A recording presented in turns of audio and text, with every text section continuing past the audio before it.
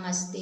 मैं जनपुरिया दीदी के चैनल में मैं आप लोग की स्वागत करती हूँ। मैं एक दुल्हन उतारते समय का गाना गाने जा रहा हूँ। आप लोग को अच्छा लगे तो लाइक करना, ज़्यादा से ज़्यादा शेयर करना, सब्सक्राइब करना और कमेंट में ज़रूर बताना कि हमारा गाना आप लोग को कैसे लगा। संभल करे उतरी जा भाभी, नए ससुरा ले आई हो।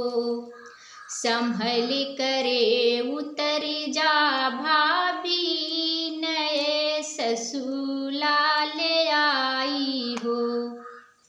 नए सासू नए ससुरु, नए साजन के पाई हो।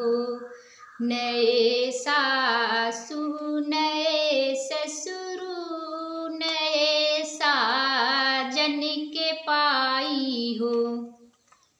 संभल करे उतर जा भाभी, नए ससुरा ले आई हो। संभल करे उतर जा भाभी, नए ससुरा ले आई हो। नए जेठवा नई जेठनी, नए साजन के पाई हो। नए जेठवा नई जेठनी, नए साजन के पाई हो।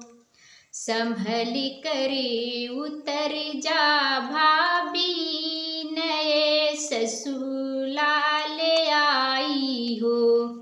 संभल करे उतर जा भाभी, नए ससुरा ले आई हो। नए देवरा नए देवरन, नए साजन के पाई हो। नए देवरा नए देवरन, नए साजन के पाई हो। संभल करे उतर जा भाभी, नए ससुरा ले आई हो। संभल करे उतर जा भाभी, नए ससुरा ले आई हो।